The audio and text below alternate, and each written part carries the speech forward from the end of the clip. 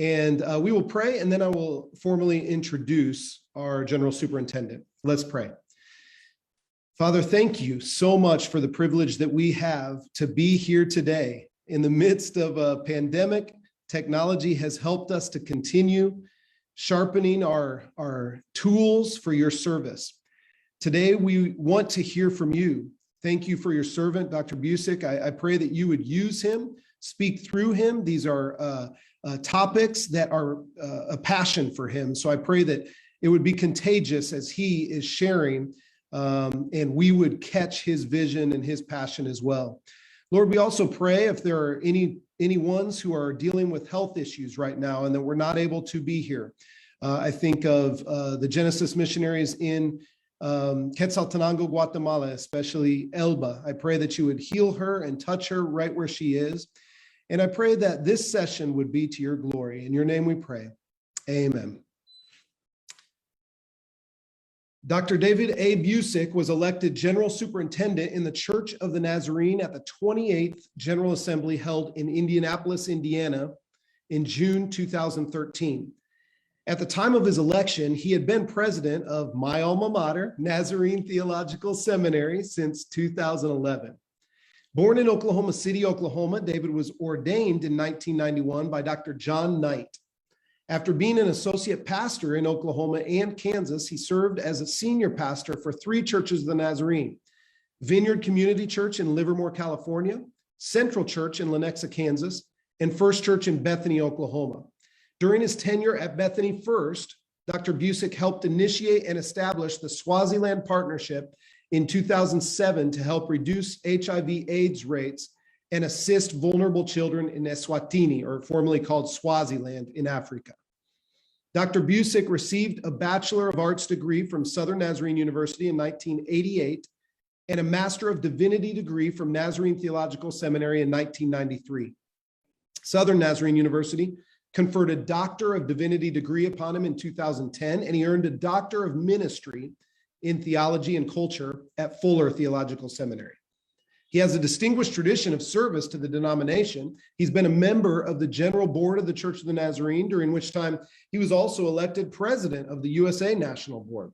From 2005 to 2013, he was a member of the Board of General Superintendents Thought Partners, a think tank for critical issues facing the church. Busic was co-editor for Preachers Magazine from 2000 to 2007. He has also published numerous articles, book chapters, authored 5 books. Some of you have read Perfectly Imperfect, Character Sketches from the Old Testament, Perfectly Imperfect, Character Sketches from the New Testament. Specifically for this workshop, the next 2 are very formidable: The City, Urban Churches in the Wesleyan Tradition, and Way, Truth, and Life, which we've been studying this year, Discipleship as a Journey of Grace. He also has a book soon to be released, The Praying Pastor, Learning to Lead from Your Knees. His preaching is widely respected throughout the church, making him a sought-after speaker and leadership advisor. Dr. Busic and his wife, Christy, live in Edmond, Oklahoma, and they have 3 grown children and 5 grandchildren. We are ecstatic to have you with us, Dr. Busic. Thank you for your time. The time is yours now. Thank you, Brother Scott.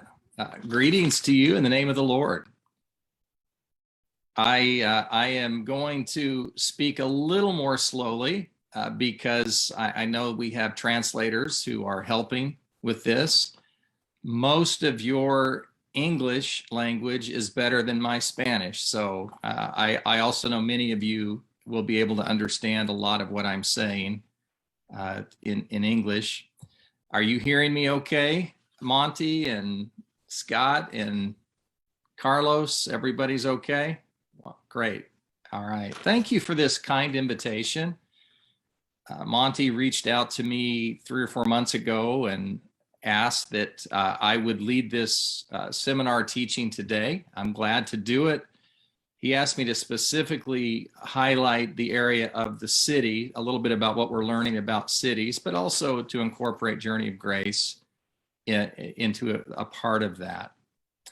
So at some point, I'm going to ask to share the screen. So I don't know who the host is, but Scott, is that okay for me to will I be able to share screen share? You Okay. are a co-host and we'll be able to do that, I believe. Yeah. All right. Very, very good.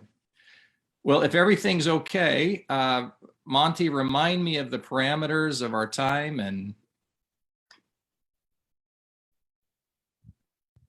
you're going to go until 10:15, and then there'll be question and answers. okay, great. All right. Very good. Well, that kind of gives me an idea of how much to leave out, how much to cover. So I'm going to not assume that most of you have read The City, the book called The City. I don't even really know if it's available in Spanish at this point. It's Monty, is that available in Spanish or not? No, don't think so.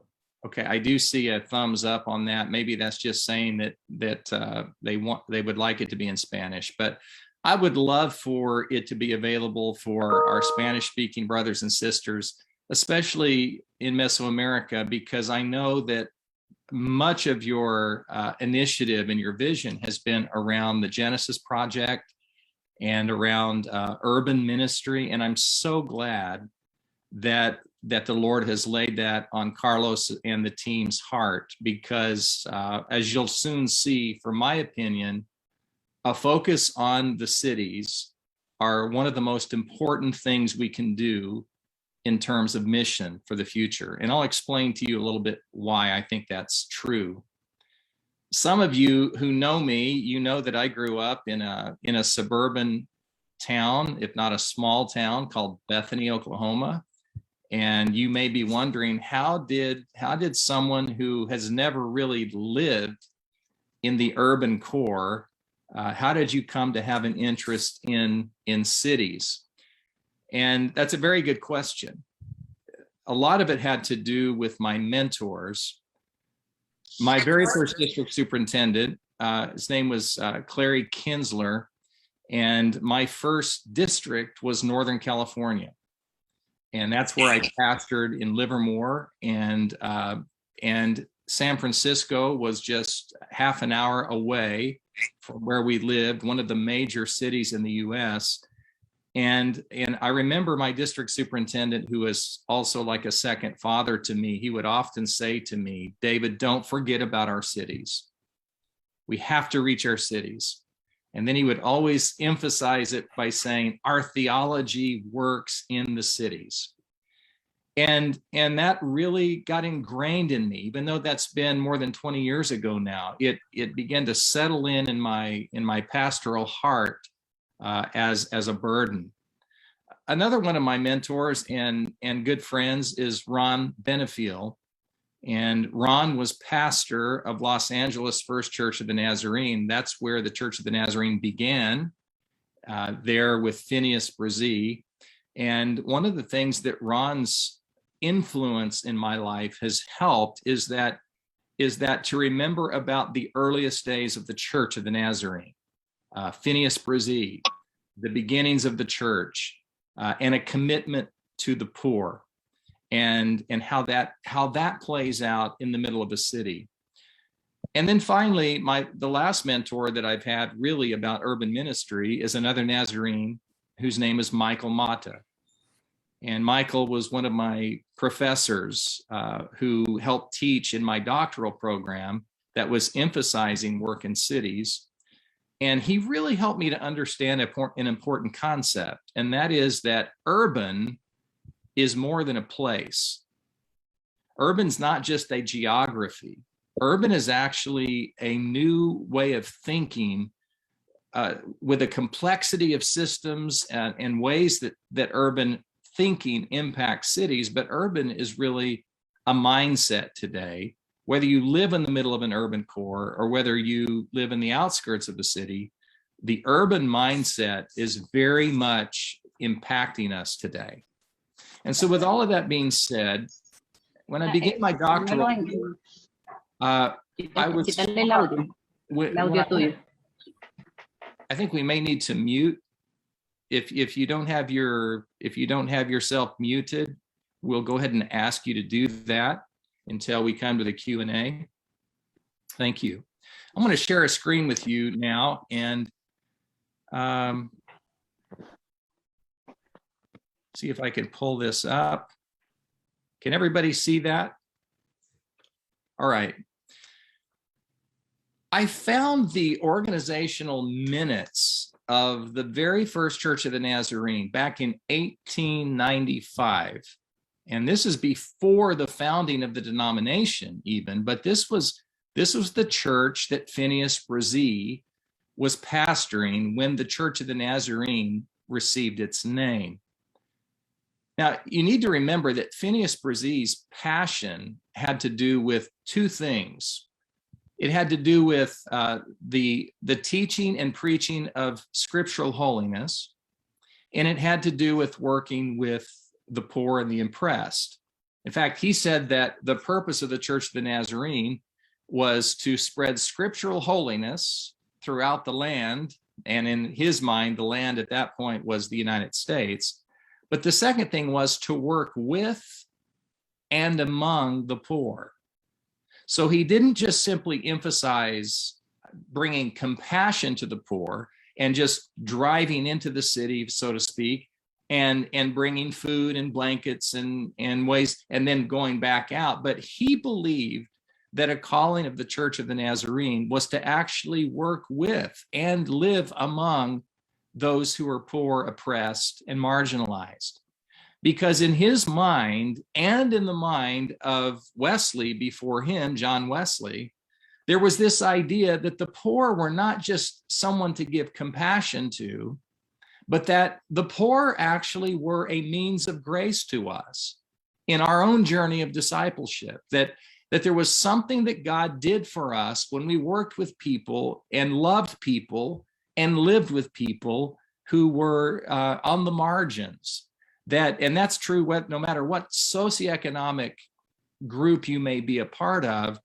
Being with people who are not necessarily like you, but learning to live alongside is an important part of our spiritual formation. But I want you to see what the organizational minutes of the very first board meeting of the Church of the Nazarene was. And I know this is in English, but I want to read it for you. Feeling clearly called of God to carry on of his work in the conversion of sinners, the sanctification of believers, and the building up in holiness of those who may be committed to our care, we associate ourselves together as a church of God under the name of the Church of the Nazarene. We seek the simplicity and power of the primitive New Testament church. When they said the primitive church, they simply meant the first Christians, the first church, as in the book of Acts. But now notice what is in the bold. The field of labor to which we feel called is the neglected quarters of the cities, and wherever else may be found waste places and souls seeking pardon and cleansing from sin. This phrase is a sentence is very carefully crafted, because notice it didn't say the place we feel we're called to minister is in the really, really influential parts of the city. Or to use our language today, we don't want to just go to the cool part of the city. We want to go where nobody else wants to go. The neglected parts of the city. We want to be with those people that nobody else wants to be with and do the things that no other churches want to do. That's where we feel called to do our ministry. That's the first Church of the Nazarene. And then it says, this work we aim to do through the agency of city missions, evangelistic services, house-to-house visitation, caring for the poor, comforting the dying. I don't know how familiar you are with the ministry of Mother Teresa, but it sounds very much like her work among the poor in India before her death. And then it says, to this end, we strive personally to walk with God and to invite others to do so. Now, that was an amazing revelation to me. that the beginnings of the church more than 110 years ago, 120 years ago now, was very clearly about holiness, but very clearly also about working in the city and working among the poor. What struck me about that is that even though I've been a Nazarene my entire life, I'm 56 years old. So for 56 years, I've been a Nazarene, but I had always heard about the holiness part, but I'd never heard much about the city part and about working with the poor. That just wasn't something that I grew up hearing. Well, then I found another quote written by one of the best and finest Nazarene historians that has ever lived. And he's gone to heaven now, but his name was Timothy Smith. And Timothy Smith, you may remember, wrote the first history of the Church of the Nazarene called Unto Holiness. Do you remember that book? So he wrote this book, and he said something at the beginning of his book that, again, just hit me so hard. Look at what he says. He says, neither the origin nor the subsequent history of the Church of the Nazarene can be understood without a knowledge of the two holiness traditions, urban and rural. So let me explain what he's saying there. He says you can't understand either the beginnings of the Church of the Nazarene or everything that's followed right up until the present day, 2021, unless you understand that the Church of the Nazarene has always had two streams that are converging, two what he calls holiness traditions, and one is an urban tradition and one is a rural tradition. Now, part of why I think that I always never heard much about the city and the beginnings of the Church of the Nazarene is because I grew up in that rural tradition. That was more, and that doesn't just mean not the city, but it means an entire way of thinking and teaching that the Church of the Nazarene has shared across the years. So you had groups being raised up in the East Coast of the United States and the West Coast, California, but all the way over into the East Coast and into the North. That was a group that emphasized higher education, Christian education. They emphasized working with the poor. They had a very high view of worship and more of a sacramental view of worship. But then you had an entire another group when the Church of the Nazarene merged together back in 1908 at Pilot Point that was coming from the South. They were coming from Texas. They were coming from Tennessee and the Midwest. And this was a group that was more of a camp meeting group. This was a group that tended to be a little more suspicious of cities because cities were hard places in those early days. They were places with lots of vices and lots of problems and lots of evil. And so people from the South and maybe the Southeast, they tended to be less formal in their worship. They tended to be more revivalistic in their thinking, lots of sawdust camp meetings. They were a little bit more legalistic in their viewpoints. And yet these were the groups that came together at Pilot Point, two very different groups. And that's what Timothy Smith is trying to say. You can't understand our denomination unless you know that these two groups have been trying to come together for the history of our church. Sometimes we've come together okay and well. Other times we've been more in a contrast. Now, let me give you one more very quick understanding of the history of the church. Brazil's focus was from the West. Brazil was more focused on the city and the urban ministry. In fact, Brazil left a very prominent and affluent position in the Methodist Church to become to start the Nazarene Church. He was a district superintendent. He was a highly sought after speaker, a well respected person in the evangelical movement, but he left all of that to work with the poor in Skid Row. Skid Row is a title for a place where lots of people lived in Los Angeles, where they were addicted, where they were alcoholics, where they were suffering from lots of different problems. That's the place that Bresee found his compassionate heart. But when Bresee died, you have to remember that Phineas Bresee died only 7 or 8 years after the Church of the Nazarene had begun. And a leadership transition began to take place. And that leadership transition went quickly to leaders from the South. So the last 2 general superintendents, if you know your church history in the denomination, the last 2 general superintendents to be with Bresee at Pilot Point were R.T. Williams and J.B. Chapman. I think most of you, just raise your hand if you've heard those names before. So R.T. Williams and J.B. Chapman, they became quickly prominent leaders in the denomination, and they were very excellent leaders. They had a combined ministry of more than 50 years together as general superintendents in the Church of the Nazarene. And yet, guess where they were from? They were from the South. They were from that more rural tradition.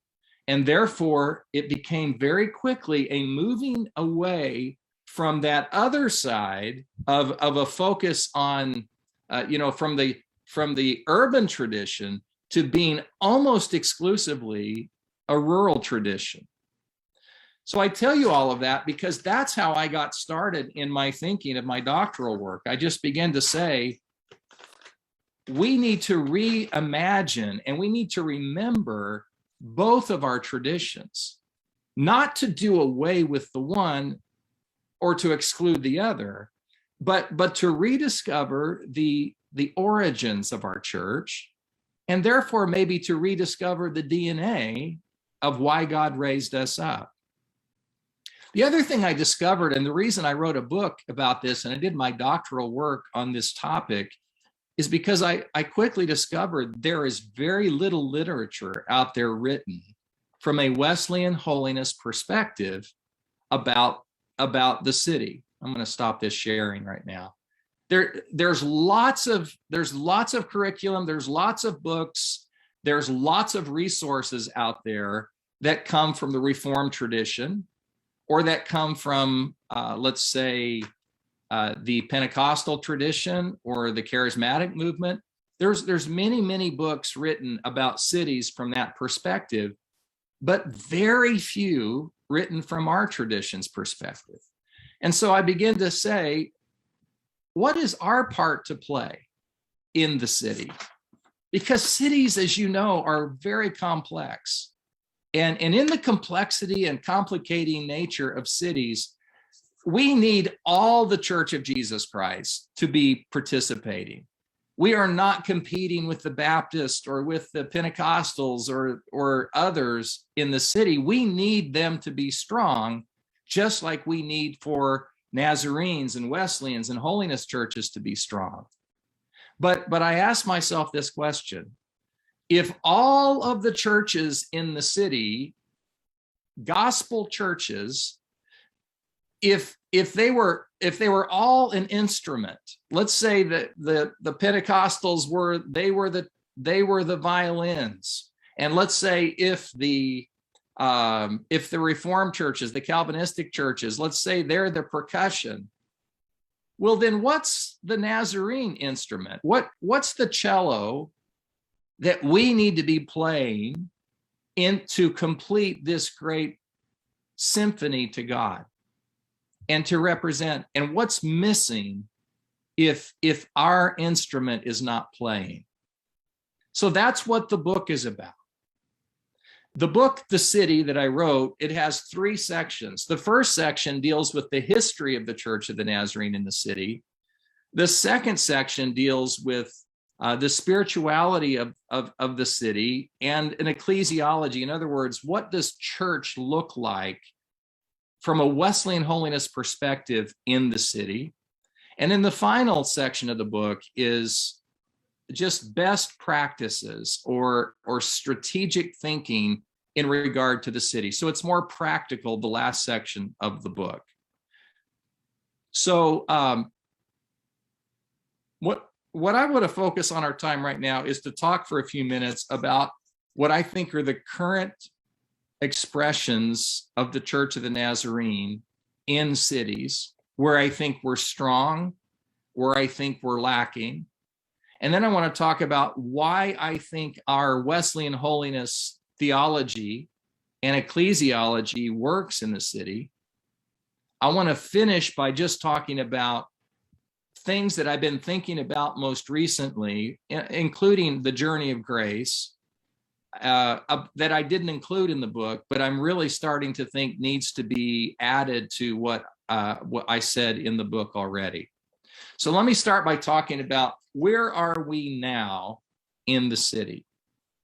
And I will confess that I'm not as familiar with Mesoamerica's strategy at this point.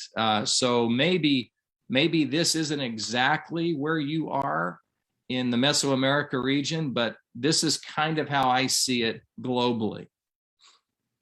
Number one, first of all, we have established churches in the city. We have established churches in the city. I'm going to go ahead and share this screen again. So these are, look up here where it says the urban expressions of the Church of the Nazarene right now. I'm going to get rid of that. Okay. The first is established churches. And what I simply mean by that is we have churches in cities that have been there for a long time. These are churches maybe that have been historic churches. When it became difficult and challenging to be in the city, they did not move to the suburbs. They didn't move away from the city. They have stayed there. And while we don't have many established churches that have remained in the city, we do have some. And some of the advantages that we have because they're there, number one, we have facilities. We have buildings. That's very important in cities today because because of a concept called gentrification, which simply means that people are buying up bad areas of cities and they're kind of remaking them and reestablishing them so that people who have means want to come back in and live there. And so they're creating wealth in the city. But because that's true, it becomes very expensive for people to move back into many urban cores. And we can talk more in a little bit about how that's affecting the poor, but it's actually driving many of those who are very, very poor away from the heart of city centers because they can't afford to live there. That, or what you have is you have the very, very rich living with the very, very poor, but completely separated in their lifestyles, and much of the middle class moving out. But we do have established churches, and what they have is they have buildings. Number two, many of them have resources, so they have economic means. And the third thing some of them have is they have a history of faithfulness in that city because they haven't moved away. When all the other churches were leaving, those churches that have stayed, many of them have earned the trust of those who live in the city. On the other hand, a lot of our established churches in the city are not large congregations. I don't know of many congregations of more than 100 in any of our cities. There are exceptions to that, but most of our churches that are established are smaller churches. So that's the first kind of church. The second kind of church we have in the city today are immigrant churches. Immigrant churches are churches where those who have immigrated to your country, they come and so very often they group together. So you might have a Caribbean congregation or a Jamaican congregation or a Guatemalan congregation, wherever that they have wherever they have moved into cities, they come together and they form immigrant churches. So in the United States, some of our largest urban churches are immigrant congregations. We have several very, very large congregations in New York City. Several that are Jamaican congregations, but 1,000 people or more. But I do want to remind you that while we have strong immigrant churches, that because of the Great Migration that's going on right now, all around the world, millions and millions and millions of people are leaving their countries of origin, either because they're being forced to for political reasons, or because of persecution, or for economic reasons, because of civil wars. There are millions of people moving right now. It's what's being called the Great Diaspora. And as these millions of people are being forced from their homes and their homeland, some are living in refugee camps, but many of them that come to your countries are beginning in your cities. And what you have to remember is it's a major life transition for anybody who's an immigrant in a coming into another country, because they don't know the culture. They don't know where to find jobs. They don't know how to shop for their food. They don't know how to get involved in those cultures. And so they have great needs. In fact, Timothy Smith, the same person I quoted earlier, he made a statement that I think is very true. He said, the act of migration is a theologizing experience.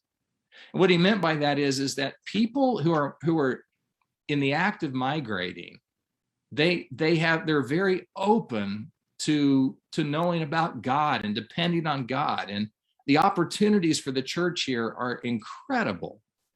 And I don't mean just for compassion and for embrace and hospitality, but to invite them into a relationship with Jesus Christ and to invite them into a community of believers that will love them. So that's the second expression we have. And the third one is a compassionate ministry-based church. The compassionate ministries-based church is not a compassionate ministry center. In the Church of the Nazarene, we have many wonderful compassionate ministry centers, and I'm grateful for those. Some of them are nonprofit organizations. But when I'm not just talking about places that feed people and give them clothing and clean water, all of that's very important. But I'm talking about churches that are actual congregations whose main focus is compassion. So they do all of the things that compassionate ministry centers do, but their goal is not just to feed the hungry and clothe the naked and to heal the sick. Their goal is to integrate them into the life of a congregation so that they can then be discipled in their faith with Jesus Christ. And the Church of the Nazarene is rather strong in the area of compassionate ministries churches. We have wonderful examples around the world of our churches that function in this way. So we have those three major expressions. We have the established churches. Secondly, we have immigrant churches. Thirdly, we have compassionate ministries-based churches. But in my research, and I'm just talking now about the Church of the Nazarene, it really began to impress upon me that where we don't have as strong a presence is in what I want to call the parish church model. By parish, I don't just mean congregation, but I'm talking about a neighborhood church that is both multi-generational and multicultural together. I'm talking about churches that aren't thinking just about the idea of extracting people out of difficult, challenging places in the city, but that actually in an incarnational way moves into a neighborhood and begins to invest in the lives of the people who live there. You become, in a sense, as Eugene Peterson said, like Jesus, you move into their neighborhood. You become an incarnational, real presence, not just move in, move out, bring food, move out, serve here, move away, go back to your home in the suburbs, but living there. The other thing that I think is important to remember here is that it's not demographically focused as much as it's geographically based.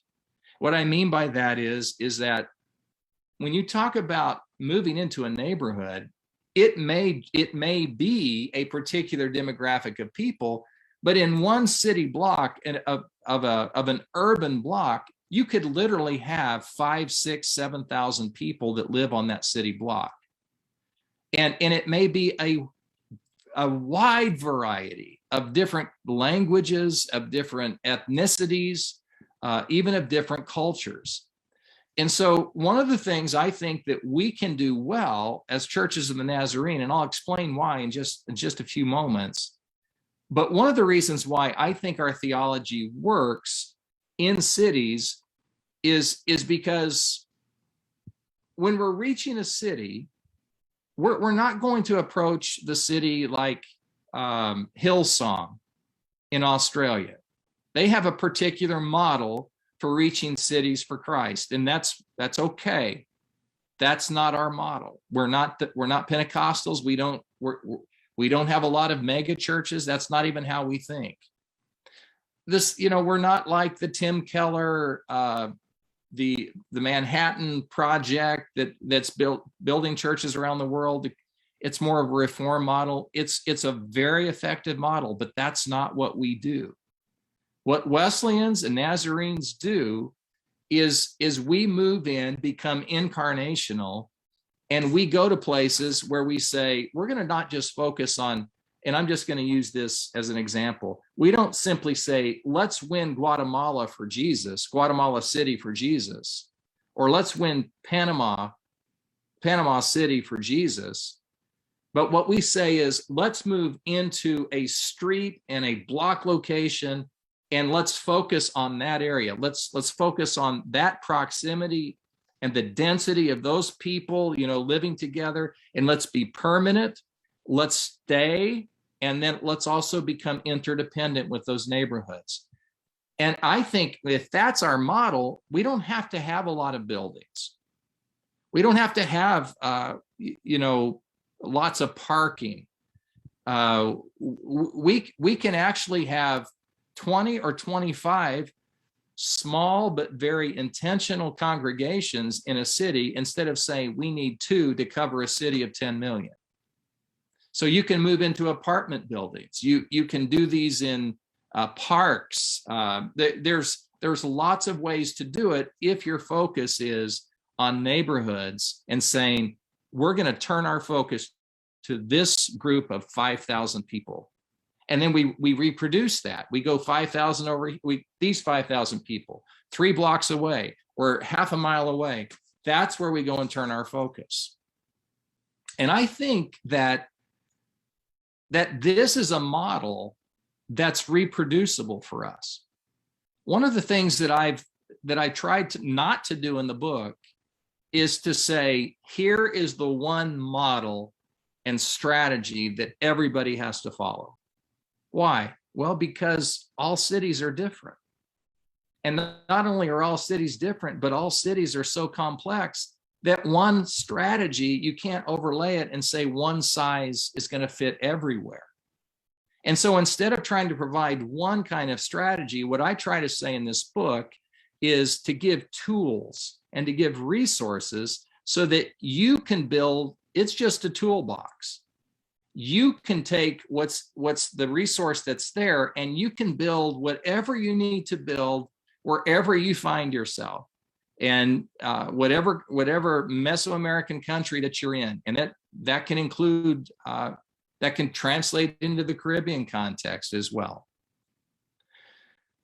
One of the reasons why I think Wesleyan holiness ecclesiology works is a few reasons. Number one, we have a concept of saying that we are middle way people when it comes to our faith and our theology. The Latin phrase is we are via media people. We're not extremists. We don't go way over here to the far left, and we don't go way over here to the far right. We're not radicals in that sense. We're not right-leaning or left-leaning. In many of our concepts, we are middle way people, even in our idea of discipleship. For example, when we talk about baptism, there are many churches who say there's only one way to be baptized. And you have to either be sprinkled, or you have to be poured, or you have to be immersed. Or some congregations, some denominations or local churches, they even say it doesn't matter if you've been baptized in this denomination. If you come to our church, you have to get rebaptized because we're the only ones who really baptize right, or that it really counts. That's not what the Church of the Nazarene says. We are middle way people.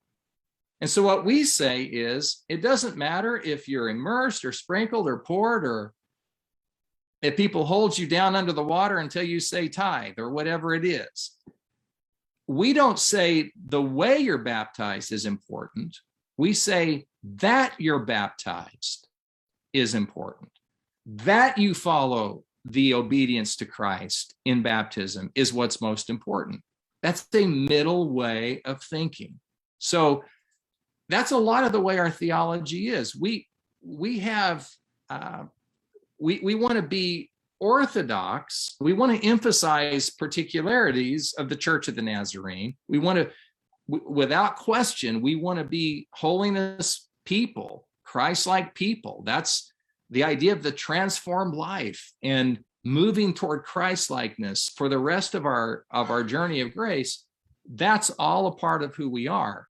But because we don't have, a very narrow viewpoint of the way to be and do church, that allows for some of the messiness of the city. I don't even know if messiness translates into Spanish very well, but part of the complicating aspects of the city and the complexities of the city, it allows for that, both in our methods and our strategies, in the way we structure our church organizations, all of that. It can work in a city, and it can work without us compromising our core beliefs. The second thing is that in the Church of the Nazarene, when it comes to our discipleship, we put a very high emphasis on three things. We put a high emphasis, first of all, on compassion. The Church of the Nazarene has always focused on the preaching, teaching, and healing ministry of Jesus. The preaching ministry, that has to do with scriptural-based holiness preaching. That has to do with teaching people about the kingdom of God, teaching them about the journey of grace, all of that. But the second part, the teaching part, we put a high emphasis on education. We want people to be well equipped to serve in the world, and we want to raise the level of living standards for people who may not have an education. But the last part is the healing ministry of Jesus, and that is the compassionate side. That's always been a part of the three aspects of Nazarene ministry: preaching, teaching, and healing. And so because of compassion, it's perfect for us to be in the city, because that's where so many needs are represented. It fits our theology. And it fits also because, we have one of the things that I've turned a lot of my focus to is our young adults. And I know that one of the three major aspects of Mesoamerica is not only urban ministry, but it's youth and children. If you were to ask yourself, where are the unreached people groups of Mesoamerica? I don't know exactly where you would land on that, but you very well could say it's our young adults. It's not just an ethnicity, it's actually a group of people that may be 35 years of age or younger. That may be an area of great concentration for you and I think it is as a region. That's why you're focused on that. Well, guess where you're going to find many, many, many young adults today? Guess where they want to be? They want to be in the city. And they're moving to cities for various reasons, just a lot of because they love the excitement of the city, but other reasons for opportunities, for jobs, for meeting people, for being enculturated. If the unreached people group of your region are young adults, then being a part of the city is a wonderful way for you to connect with them over the next 20 years, because that's where they're going to be. So, and what do young adults need? Especially people who are coming, it maybe they're young adults that have come from middle to upper class. One of the things they need is they need to have exposure, just like Brzee and Wesley said. A part of their discipleship is going to be working in compassionate ways with people who are not necessarily like them. So that's one of the reasons, a high emphasis on compassion. Here's another part of our theology that is really, really important, and that is we believe in accountable discipleship. We believe that everybody needs to be answering in some way to another person. That's true in our structure. Every single pastor in the Church of the Nazarene answers to somebody. They answer to their district superintendent. Every district superintendent in the Church of the Nazarene answers to their field strategy coordinator. They're accountable to them. Every field strategy coordinator is accountable to their regional director. Every regional director is accountable, and you can see where this is going, to their general superintendent. And guess what? Every general superintendent is also accountable. I'm accountable to the general board of the Church of the Nazarene. I'm accountable to the General Assembly of the Church of the Nazarene. And I'm accountable to the board of general superintendents. There's 5 other general superintendents who are making sure that I don't go off the path. Because this isn't just about control. When we talk about accountable spirituality, this is also very much what we believe about the Christian life. We believe that people who are not accountable to others, who don't have to answer to others, they're in danger of their own soul. Isolated Christians are Christians who can become a danger to themselves, because we have an amazing capacity for self-deception. Did you know that? We need other people around us. So it's not just about our structure. This is about our discipleship. And that's the beauty of Nazarene discipleship in cities. People need to be connected in cities. They don't have the same connections they have in villages or in small towns. They often feel very isolated and very alone. And Nazarene doctrine and spirituality fits what people in the city need. So our emphasis on compassion, our emphasis on accountable discipleship, and then thirdly and lastly, our optimism about grace. All Christian denominations believe in grace, but what we believe is that the grace of God can take any person from any place, no matter how damaged they may be physically, emotionally, spiritually, no matter how much bondage they find themselves in, or you could also say whatever has been done to them, people who have been victimized. The grace of God, we believe, can take any person wherever they may be and transform them and heal them and bring them back to wholeness in Jesus Christ and make them everything that he wants them to be. John Wesley would often say, and this is his language, it's a little harder to understand in our languages, but he said, show me the vilest wretch in all of England, in all of London, he said. In other words, show me what we perceive to be the person who is the most messed up. And then he said this, and I will show you someone who has all the grace of the apostles themselves. Nobody is too far estranged from God or from others that they can't find the healing grace of Jesus Christ.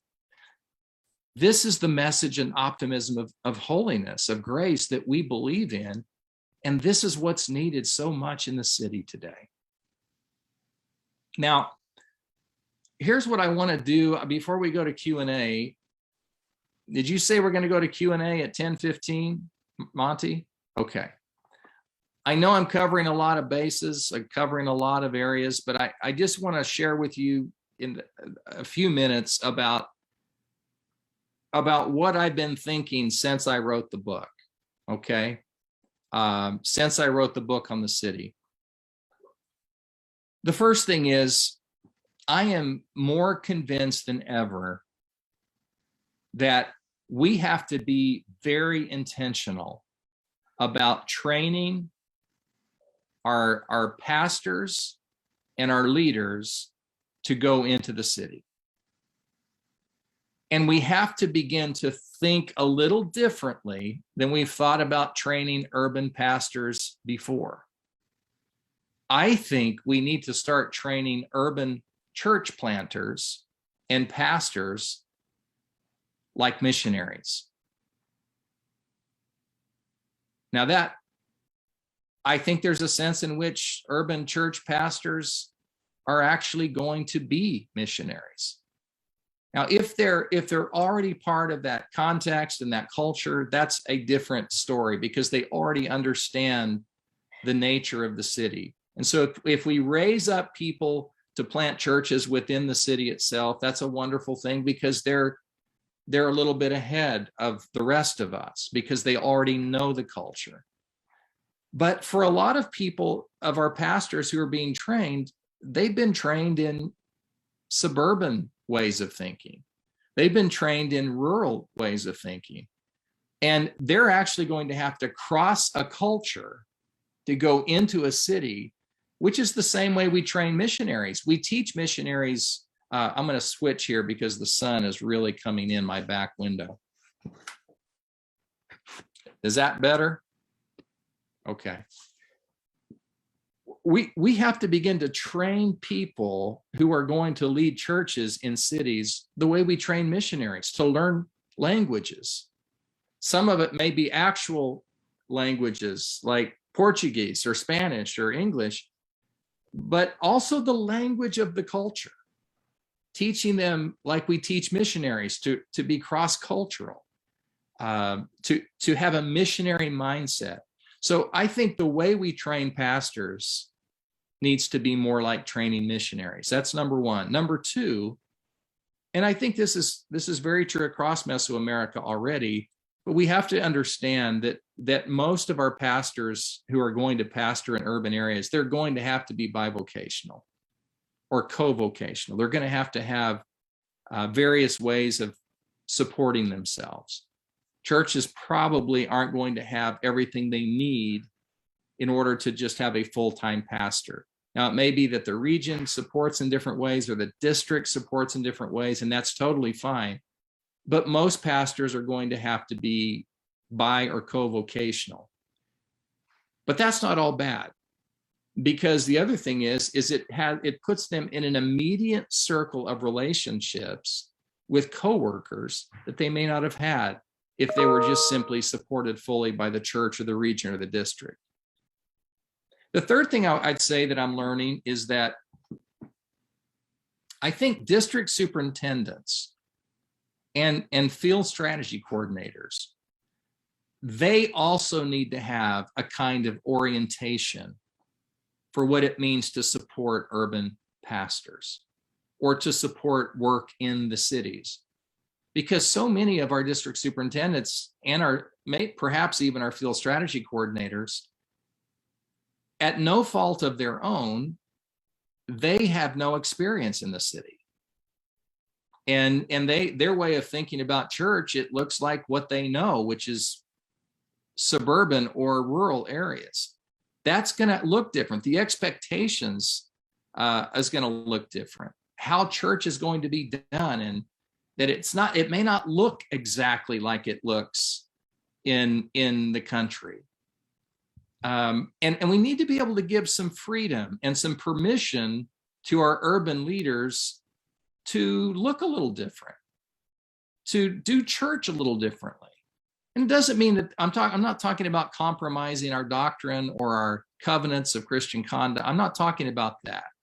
But I'm talking about the actual strategies and methods that they use to reach people for Christ in the city. It may look different. And I think district superintendents and perhaps district boards, district advisory boards, I think they may have to also receive some kind of orientation and training so that they also give some latitude to people who are working in cities.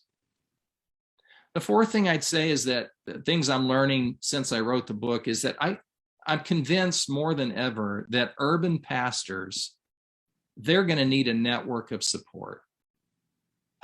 It's lonely to work in the city. You can feel very isolated and very cut off from the rest of the church, and they need a support both within the city, and they need a support from the district and from the region in the field. And I don't know what that's going to look like for you in Mesoamerica, but I do know that one of the greatest gifts you can give to those who are called to the city are connections with the greater body, where they receive encouragement and strength and help, because ministry in the city is challenging. It can be very, very hard, and it can be very exhausting. And you don't always see the same results that you see in other places. And it can get discouraging. So offering them support, not just financial support, they're going to need support in that way as well, but just people who love them and say, how are you doing? We're with you. We don't want you to be alone. Let's meet together. Look at the options we have now. You can meet via Zoom. If you can't be there in person, there's other ways to connect and offer support. But be sure that you're giving the kind of care to people on the front lines of cities that are working to serve the church in the city. And here's the last thing I'd say, Scott and Monty, before I turn it back to you. We have to unleash the laity of the church. And I don't know why I didn't see this before, but I have such an affinity toward our pastors because I think like a pastor. I have been one for so long. But as I look at the places where ministries in the city are flourishing, and this is probably true in all churches, it's because of the laity. It's because of the people who are helping to pay the bills and finance the church, and who are really doing the serious front lines ministry of the church. We have to find a way to celebrate our laity, to encourage our laity, to challenge our laity, and say, we not only do we need you, we can't imagine trying to do this without you. You are the purpose of what the whole idea of church. Pastors don't do the work of the ministry. They do the work of equipping so the church can do the work of the ministry. And we have to be thinking not just what can clergy do better or what can pastors do and how pastors can lead better. We have literally thousands of people that if they were challenged by our church leadership, and if they were affirmed by our church leadership, I have a feeling the Holy Spirit would call hundreds of them to say, let's go do a magnificent work for God in the city. Let's enter into a journey together. And you never know what might happen if you laid down a challenge and you offered the support and the equipping to say, Let's go do something great for God together. We might be amazed at how God would unleash the laity to do the work of ministry in the city. Well, that's a lot to take in, and Monty and Scott and Carlos, I'll turn it back to you, and you can maybe guide our Q&A or make other comments that you want to make. This is wonderful. Thank you, Dr. Busic. We do have some questions that are coming in. We want to ask you if you would use, whether on Facebook Live or if you would use here in the Zoom chat, that space to add your question. We'll be trying to moderate that. We have about 15 minutes to dedicate to that. And so the first question has come in from Obdulia Martinez, one of our theologians and pastors in Mexico. And she says, our theological institutions, our theological education institutions are key as we train people for urban ministry. What are the priority courses that you would recommend that must be taught in any curriculum for our pastors?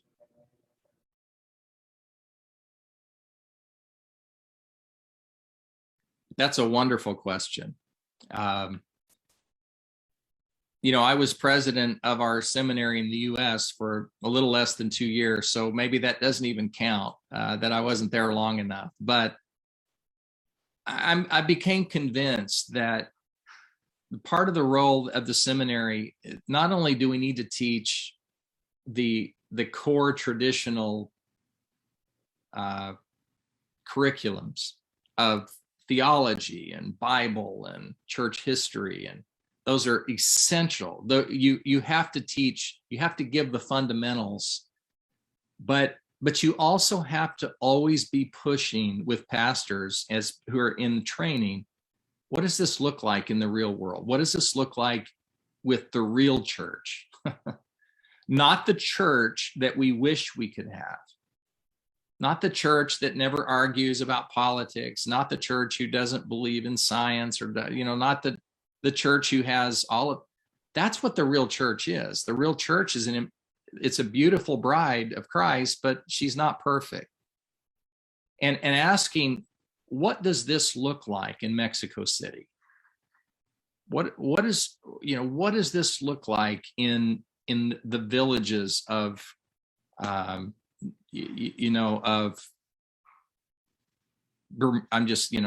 the islands? I'm just throwing these out. I think asking the practical question of how does this work and play out in the real world of the church, I think always seminaries and colleges have to be asking that. Secondly, I just want to reemphasize specifically your question about the cities. I do believe there's an aspect of training pastors like we train missionaries that needs to be emphasized. And honestly, Scott and Carlos and Monty and our FSCs, they would understand the training of missionaries better than I would. But helping your pastors to think like a missionary and to be equipped like a missionary is going to help them in the complexities of cross-cultural ministries in cities. Excellent, excellent. We have a few comments, not necessarily questions. We do have a few of those questions as well, but I did want to read these. Our superintendent in Managua, Nicaragua, Maria Ponce says, when we analyze the little or hardly any presence of the church in our truly urban section of our cities, we realize that we've had an opportunity to take the good news to those cities. So instead of viewing it as just, we're not there and beating ourselves up about it, she says that's an opportunity. So viewing it as an opportunity, praying for it as an opportunity has allowed them to begin to grow in the western part of Nicaragua, she says. We also have something from Laura Mata Bolandi, who says, I'm a missional pastor in Northwest Illinois, and the cross-cultural aspect of discipleship is very challenging. In a very small radius, we encounter several different cultures. And one night we had 19 different countries represented in our youth group alone. It was amazing. So these are just comments, and I will move to questions. I didn't know if you had a comment on either of those either as well. No, those are great comments. I concur with both of those. Yeah. There's a question. You mentioned being bivocational. Pastor Jose Guerra in the north of Mexico, a very urban setting as well, says, would it be possible that someone as a pastor could not be bivocational because maybe they're already a professional and they're working full-time as that, right? So it's not half-time in the traditional bivocational sense, but that they could depend even more on God, being the full-time professional in their career, and also planting a church or guiding a church, relying on laity. Have you seen that works? Because in our region, a lot of times that is not the common mentality. I wouldn't want to lay this on any cultural place that I don't understand. You understand your context better than I do, but I have seen it work before, the model you're talking about, and I've seen it work very effectively before. And especially as God is calling older adults who already have established professional careers where they do have more freedom. Maybe they don't have as many of their children still at home, or whatever the case may be. They can keep a high level functioning of their professional career and actually integrate it into the planting of a church. And I love the fact that you have to rely on the laity. There's an interesting concept. Where did we ever get the idea that pastors have to do all the ministry while the laity just show up? I mean, the laity many of them are far more equipped to do specialized things than we are. So ask God to surround you with some highly specialized laypersons who are consecrated to the Lord, and just release them to do the work. We don't have to control all of that, right? It's interesting. It almost forces a pastor to say, I have to have other people to help out. And yes. It ends up being a little more probably healthy yes. of a church model. Orlando Jose Alvenda, I'm not sure where he is writing from, but says how he's ministering in the church, in the urban context, but he says, he's in an existing church. How do we strip away some of those old obstacles and paradigms that are impeding the growth as we try to reach the city? Still thinking kind of the old ways of doing things, and really centered on our own self as a church instead of going out and ministering to the community. Very good question, and not an easy question. I would not try to give you an easy answer to that, because first of all, we have to discern between what is essential and what is not. And that is often a communal decision. If pastors don't have all the answers of what needs to change, pastors have to be listening to their congregation, because the Holy Spirit's speaking to your people just like the Holy Spirit is speaking to you. Having said that, if there are blessings that can potentially come out of the pandemic, and I know that there's great suffering in the pandemic, but if you want to look at what are ways that God can redeem aspects of the last 16 months, it's that we have been able to realize that we can throw some things overboard and the church isn't going to fall apart. And part of what COVID-19 has done is it's forced us to focus on the most important things. And in many ways, we've learned that there are a lot fewer essentials than we thought there were. We have survived even in this purification, and it's painful because cutting things off that we are familiar with, that's a painful process. But we've also learned in this new dependence on God that God is also guiding us that into new ways, and instead of trying to pour, new wine into old wineskins, he's showing us some new wineskins that actually can be productive. So I would just say to a pastor, number one, prayerfully working with your leaders and patiently working with your leaders about finding out what are your essentials, but then also saying, Lord, show us where we need to be stronger. Help us not to be so inwardly focused on maintaining the machinery of the church, and help us not to lose our perspective on being a sent missional church. One of the things we learned is that in the pandemic is that we had so much emphasis on the physical gathering of the people and what we call worship and facilities. And the pandemic has stripped some of that away. It hasn't said that that's unimportant, but it's also said the church is not a building. The church is a people.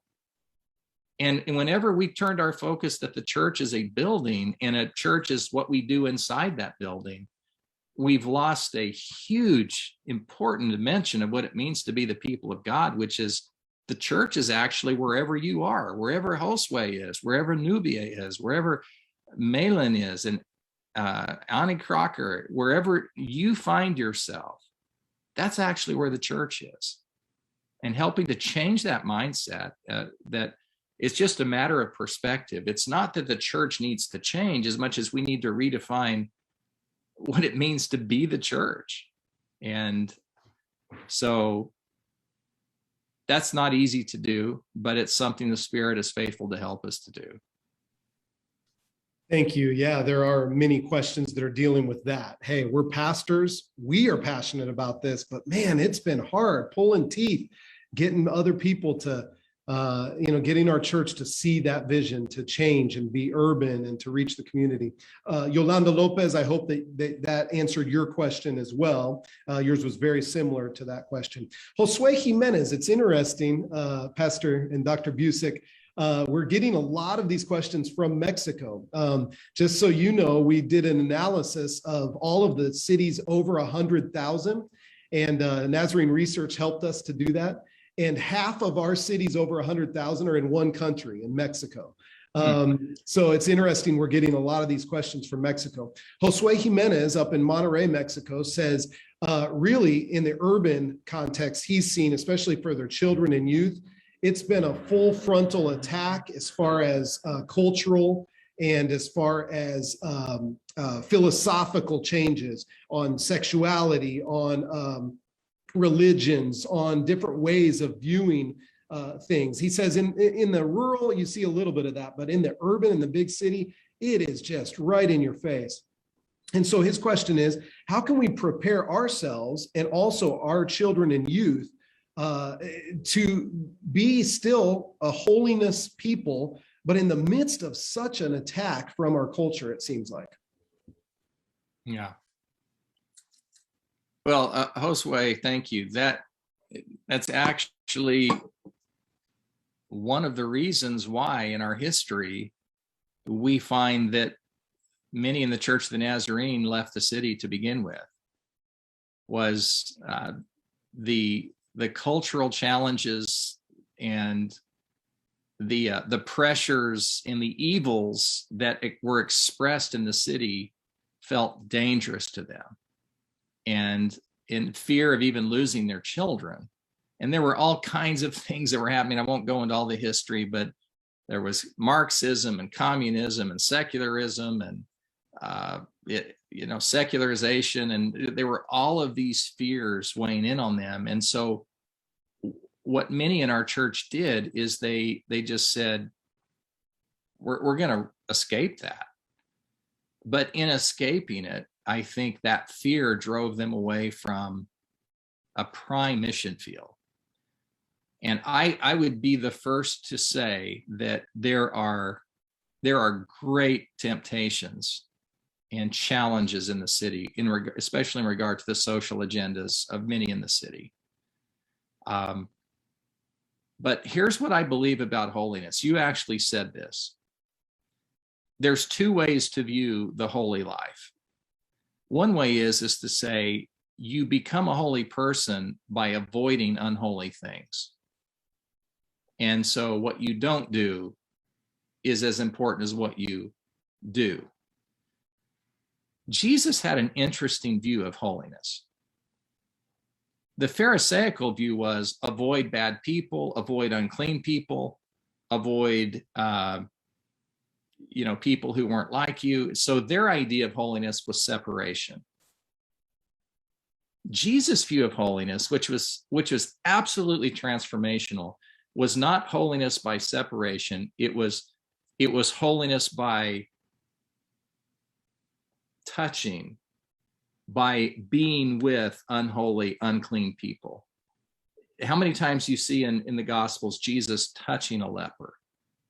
That was unheard of in that world. That there were actually entire Levitical books written on what to do if you came in contact with a leper or a prostitute or just all of the people who were a tax collector, the unclean people of that society. Jesus, another example is when he's in the home of a Pharisee and the woman, the unclean woman, comes and washes his feet, and it just says Jesus allowed the unclean woman to touch him. Jesus' view of holiness, just very simply, was this: he took the opposite view of the Pharisees. The Pharisees believed that sin contaminates your holiness. Jesus believed when your holiness is right to begin with, that holiness actually contaminates sin. And I want to make sure you understand what I mean by that. When the Spirit of Jesus Christ, who is the Holy One and the compassionate one, when the Spirit of Christ-likeness is in you, Jesus believed that holiness can actually touch sinful places and sinful people and become like a virus to them. that holiness begins to be transferred to all things, making things that were unclean before and untouchable and contaminated before. It actually, that pure holiness begins to invade unholy places and brings good. I really hope and pray that our churches can find a way to navigate to be those kinds of holy people, to believe that rather than say sin is going to contaminate our holiness, so avoid sinful people and sinful folks, if we could begin to say, greater is he that is in us than he that is in the world. I will be with you always. And the promise of Jesus to do, like the Apostle Paul, to go to places that the Jewish people were terrified to be in. Jesus was always breaking down those walls and believing that true holiness can actually contaminate and transform sin. So that's more of a philosophical way of looking at that question, but I do not at all make light of the concerns that you're sharing. I have the same concerns. I don't want to see us compromise, but I do believe we can have a biblical position that is true to Scripture and also a posture that is loving and compassionate and embracing. I think you can have a position and a posture at the same time because of the power of the Holy Spirit. Yeah, we want to obey your time. This is amazing. I want to apologize to all the people. There are so many good questions here, and I want to remember some of them. But I think because of time, we need to turn the time over to Monty, who has a few announcements. And but first of all, let's all thank our General Superintendent, Dr. David Busic. Go ahead and use your reactions right there and thank him. And we just want to, on behalf of the Mesoamerica region, say thank you for your time this Saturday and for helping us to really reimagine what city ministry could be like and why we were, as the Church of the Nazarene, created for such a ministry. So thank you, Dr. Busic. Hey, it's been a privilege. Thank you to what you're doing. And I know that the last year and a half has been extremely challenging, and still so much suffering in parts of our family. But I've been so proud of you, so thrilled to hear how God's working through the church. So I just want to say thank you, and that we love you and are praying for you. Thanks, Dr. Busic. Really appreciate your teaching and your time this morning. It's given us a lot to think about, and hopefully something that will help motivate us towards more urban ministry. I also want to thank Scott and Emily Armstrong for their leadership in helping to coordinate ministries in our urban areas across our region.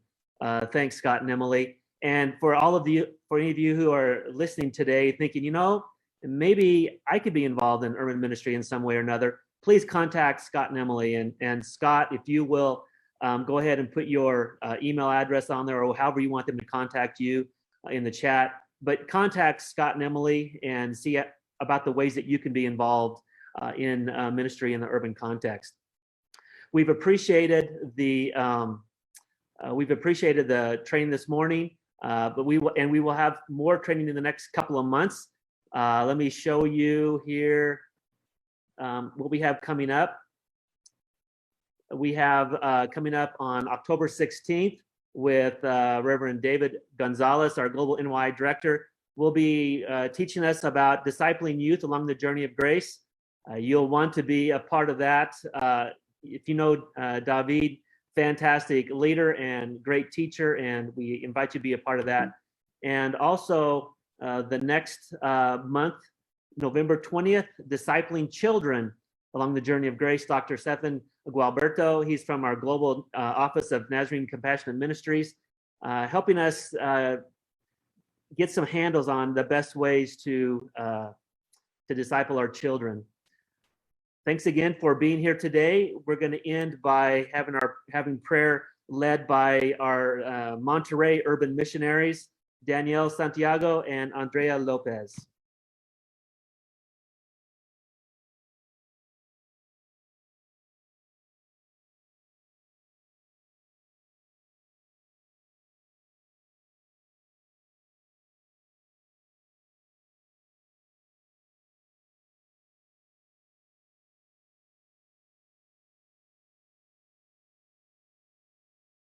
Do they need to be unmuted?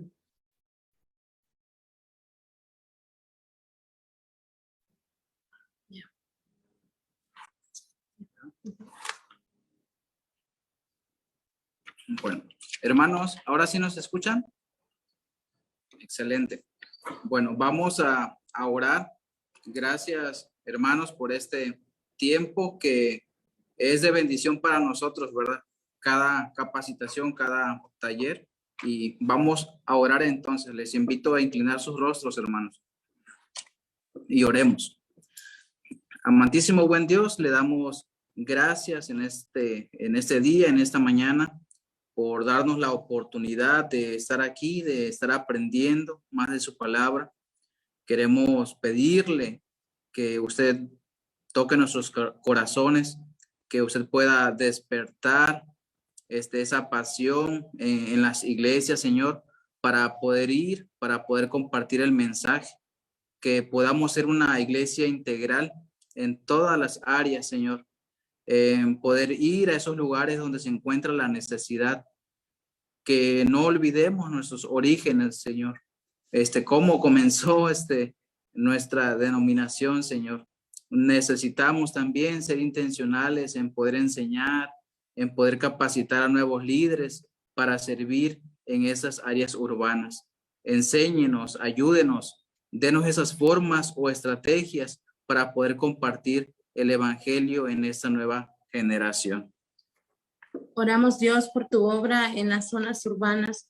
Oramos, Señor, para que tu gracia sea, Señor, sobre cada uno de nosotros.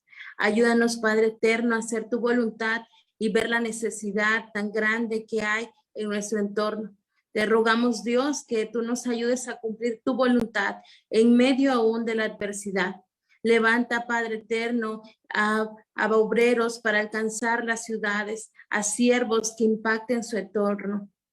Te ruego, Dios, también de una manera especial, que tú bendigas aquellas iglesias, aquellos distritos, aquellas áreas, Padre, que están impactando a las ciudades por medio de enviar a los obreros, de ofrendar, Señor, de orar por cada equipo, Señor, que está siendo levantado. Pero te rogamos, Señor, que tú puedas también levantar a más personas que se unan, Señor, de una manera u otra para poder alcanzar, Señor, a las ciudades. En el nombre glorioso de tu Hijo Jesús, en tus manos, Señor, mi Dios, ponemos estas cosas. Amén. Amén. Amen. Thank you, everyone, for coming and joining us today. God bless you, each one.